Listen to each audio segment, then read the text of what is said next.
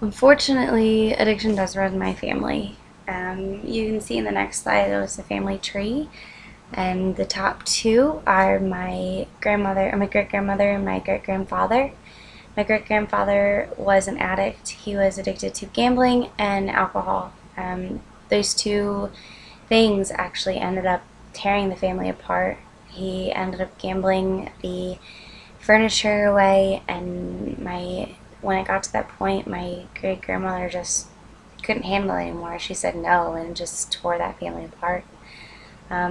Unfortunately, that addiction just kind of it spread to their children, and 3 out of their 9 kids had the disease, and some of them were able to overcome that, while some were not. Um, One currently lives in Florida, and she is still an alcoholic. She is not doing so well, and she's struggled with the disease for a very long time. My grandma was one of those 9 children, and she had 10 kids. um, Out of those 10 kids, 3 of them were addicted to either drugs or alcohol. So again, as you can see, this gene of addiction really does travel through families. Um, through the previous slides, again, they don't know exactly what specific gene caused it, but it is there in families, and some are just unlucky to get it, and it just happens. So for my project, I decided to interview 2 of my aunts, who are my mom's sisters. They were lucky enough to not be addicted to anything while growing up and in their lifetime, but they were affected by addiction in some way. I asked other family members, but because of the past, they didn't want to relive it, and I respect that. So my first aunt that I talked to, Aunt Peggy, she shared 2 stories. She shared one about my grandma, and the other just about growing up, and kind of about her husband, actually. So she talked about first my grandma, and so her mom. It really talks about my grandma's sisters, the one who lives in Florida. My grandma would always receive calls about her sister and about her either being arrested in a wreck. She would try to commit suicide or either try to leave a facility. And so my grandma would always receive these phone calls. My aunts and uncles would be there witnessing this, and how it would really affect my grandmother and grandpa, and it just wasn't okay. She talks about how the children that my great aunt had, she had 5 children. 4 of the 5 are addicts. Again, another example of how addiction really does run through families.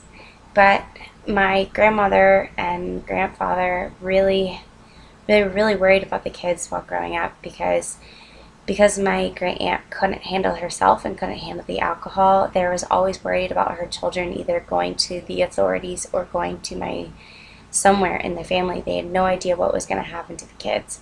So while my aunts and uncles were growing up, they were trying to deal with their cousins because they didn't know what was going to happen to them. In the end, my grandma and her sister ended up not talking.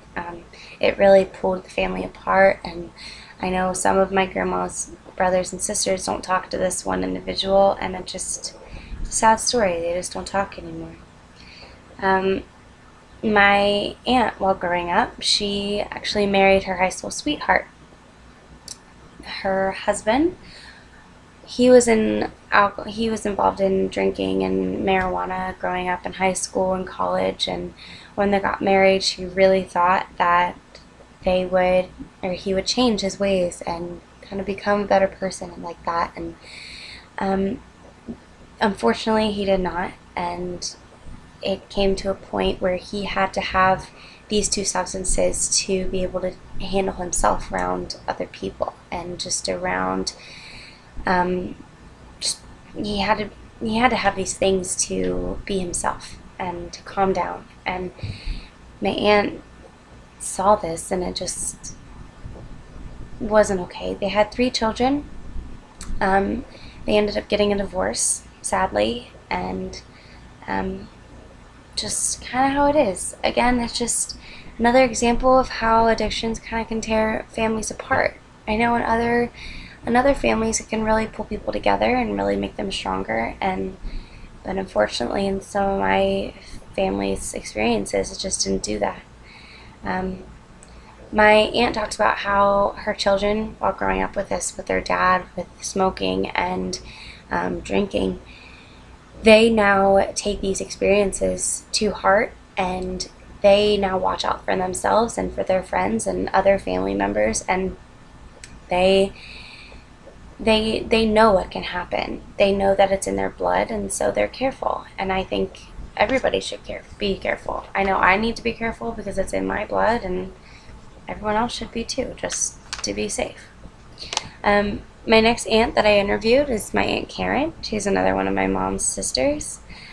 She told 3 different stories. She talked about her ex-husband, her current husband, and a next best friend.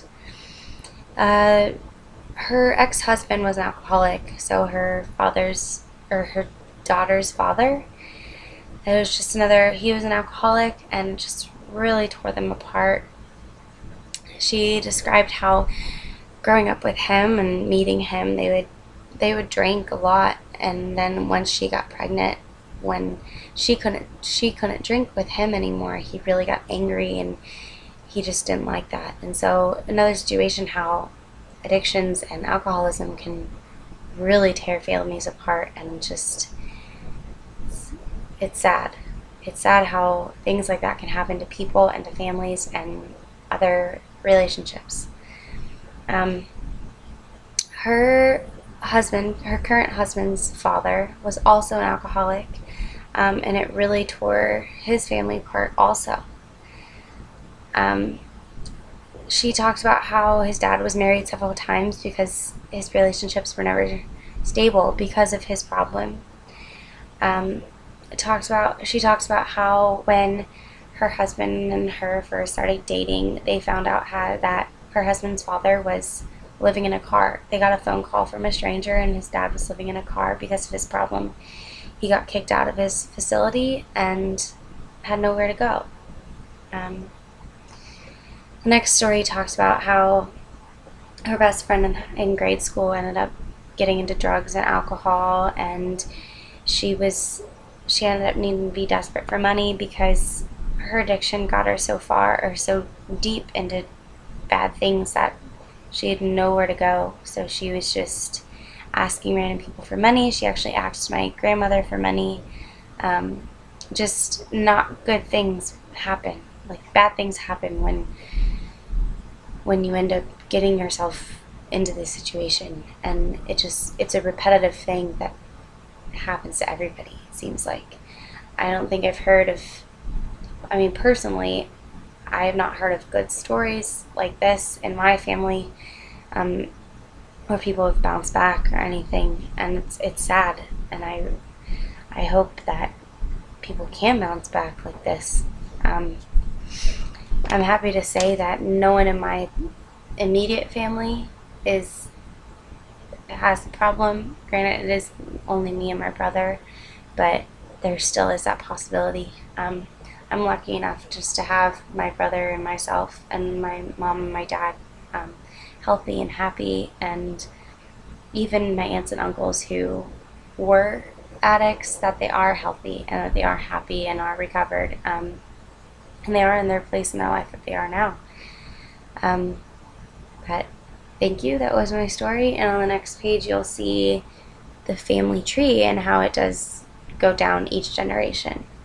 The red squares are where it is positive in my family and who was an addict, and the white squares are who was not. Thank you.